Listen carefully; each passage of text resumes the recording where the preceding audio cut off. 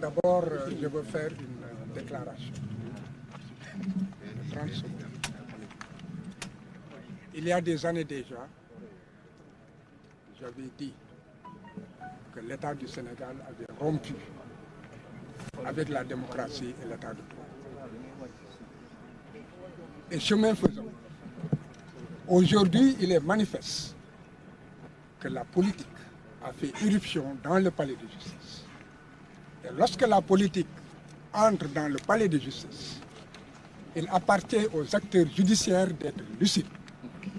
Sinon, c'est de la folie. Ce matin, nous avons assisté à une véritable folie judiciaire. Un tribunal qui a perdu son droit et son latin. Je ne vais pas développer, c'est des questions de droit, mais déjà le tribunal s'est fourvoyé et ne peut pas rendre une décision qui puisse ne pas, en fait, violer le droit à un procès équitable. C'est du point de vue procédural, je ne développe pas. Il est manifeste que si nous avons quitté la salle, nous avons été contraints de le faire. Dans la mesure où, avant que les débats ne commencent, les avocats peuvent présenter des préliminaires. Le premier préliminaire qui était posé, c'était qu'il fallait que les avocats puissent obtenir quelques minutes. On ne presse pas un procès. L'important, c'est de rendre le bon droit. Ce qui a été refusé. Ensuite, la défense a voulu développer un autre préliminaire dans la mesure où il avait déjà limité le temps en disant seules 3 personnes pouvaient parler d'un côté comme de l'autre et le ministère public. Du point de vue principiel et du droit pur, chaque fois qu'on est dans une salle d'audience et que la parole est donnée, même le bambin qui n'est pas en première année de droit, c'est que la parole est donnée en dernier à la défense. Et cette parole devait permettre que l'on dépose un certificat médical qui permette au tribunal de voir quelles règles de droit appliquer. Ce n'est pas que parce qu'on a déposé un certificat médical que le tribunal peut renvoyer ou bien que le tribunal doit juger. Non. Cela dictait une autre règle procédurale.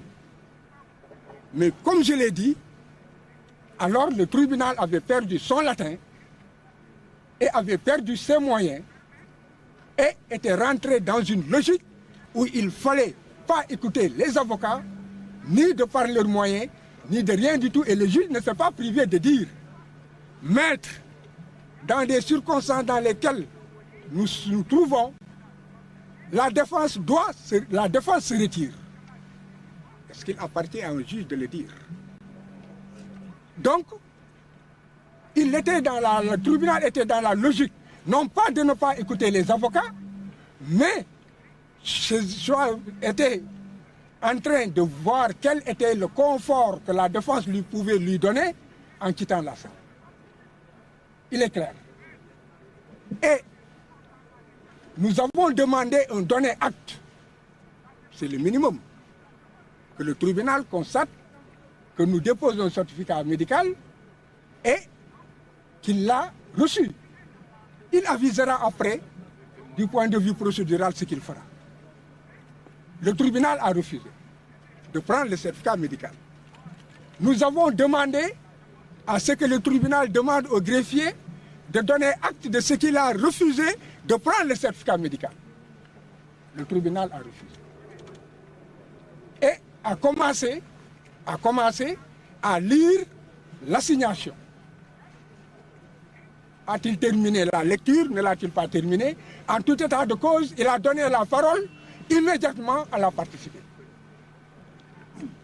Donc nous sommes là où nous nous mettons dans le conformisme d'un cirque, ou bien nous faisons comprendre au monde entier que nous ne sommes pas devant un tribunal, mais nous sommes devant un organe en commandite.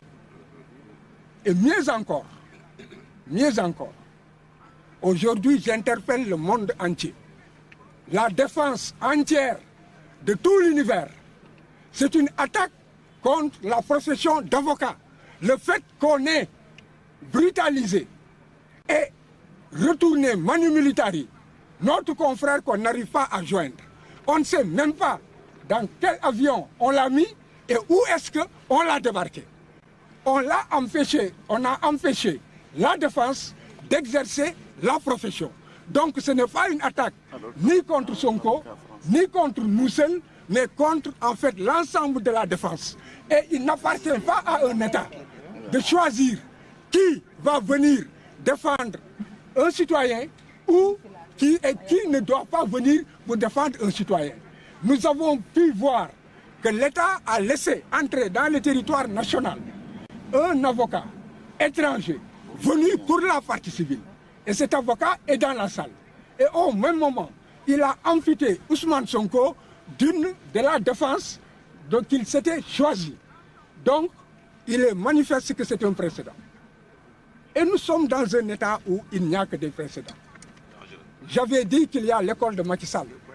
Le précédent qui utilise l'appareil judiciaire pour dévoyer la démocratie et empêcher aux opposants d'aller aux élections. Il y a une seconde école de Macky Sall.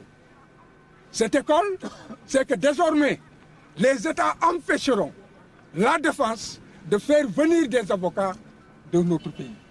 Voilà pourquoi cela interpelle la défense de tout l'univers. Et je pense qu'il y aura en fait des réactions fortes. Rien que pour cela, même sans le fait qu'il n'ait pas reçu le certificat médical, les avocats n'avaient pas le droit de plaider et la partie civile n'avait pas le droit de rester parce que les avocats, c'est un monde unique, c'est un monde solidaire. Maintenant, ce qu'il y a lieu de dire, c'est que Ousmane Sonko a déposé des certificats médicaux qui font qu'il se trouve dans un état d'incapacité. Ce certificat médical, je l'ai dit, haut et fort, n'empêchait pas le tribunal de continuer ses débats et de trancher. Et de donner aussi la parole aux avocats.